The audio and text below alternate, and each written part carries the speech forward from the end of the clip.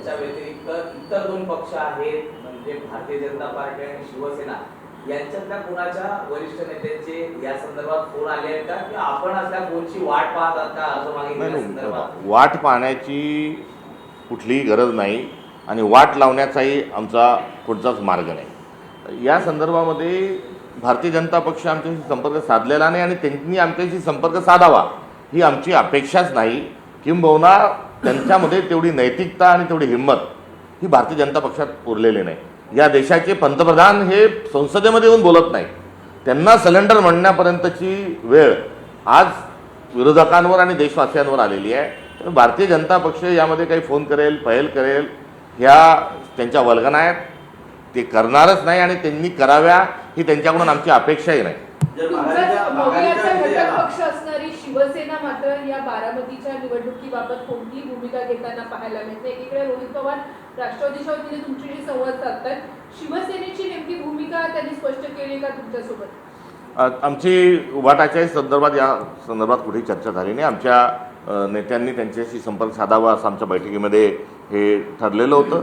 मात्र यामध्ये आम्ही जे पुढे जात आहोत तर इंडिया अलायन्सचा एक घटक पक्ष, मवईचा एक घटक पक्ष या नात्यानं या निवडणुकीमध्ये वैचारिक भूमिका घेऊन पुढे गेलं पाहिजे ही असणारी आमची मूळ भूमिका होती. वरिष्ठ नेत्यांसोबत चर्चा झाल्याच्या नंतर माघारीचा निर्णय किंवा आतापर्यंत अपेक्षित आहे? तो आता चर्चा ही एक विशिष्ट परिस्थितीमध्ये चर्चा संपन्न करण्याची प्रक्रिया सुरू केलेली आहे. सर्वांचे नेत्यांचे आमचं मत काय आहे ते जाणून घेऊन या संदर्भात पुढील भूमिका ठरवल्या जाईल. हो हो होईल.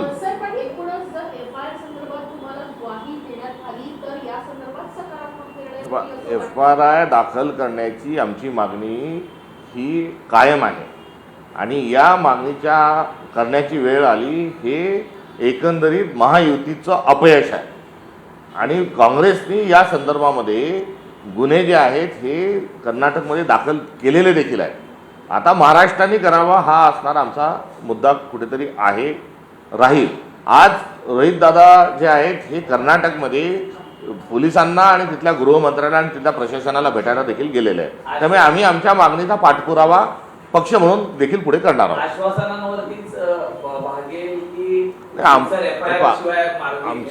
आमचा आश्वासनाचा किंवा काय ज्या सरकारवर आमचा विश्वासच नाही आणि जे सरकार आश्वासकच नाही त्यांच्याकडून आश्वासन काय घ्यायचं.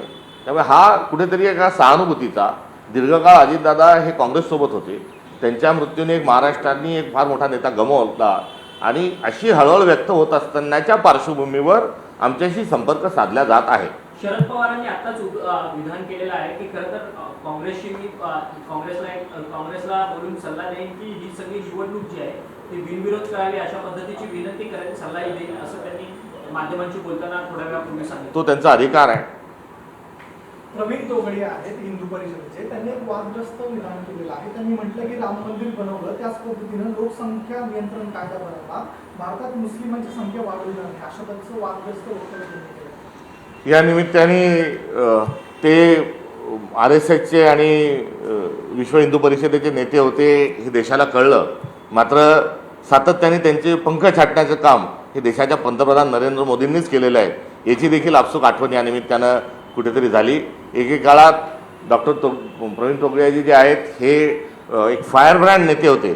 मात्र ते असतील, अशोक सिंगल असतील, हरेन पांड्या असतील आणि या काही जोशी असतील, या सर्वांचं नरेंद्र मोदींनी केलेलं ते कांड आहे त्याची आठवण जनतेला या निमित्तानं येईल. एकनाथ शिंदे हे त्यांच्या मंत्र्यांवरती नाराज आहे. दादा भुसे, संजय शिरसाट, गुलाबराव पाटील, प्रकाश आंबेडकर यांच्या कार्यपद्धतीवरती असमाधानकारक आहे. आपण महाराष्ट्रात एकनाथ शिंदेवर नाराज आहे त्याचं काय? नाशिकमध्ये एक लव्ह जिहादचा प्रकार घडलाय. 8 जणांनी या प्रकरणी अटक केलेली आहे. एका तरुणीचं धर्मांतरण केलं. त्या प्रकरणाची सत्यता पडताळून त्यावर जे सत्य असेल त्यानुसार कारवाई झाली पाहिजे. थँक्यू.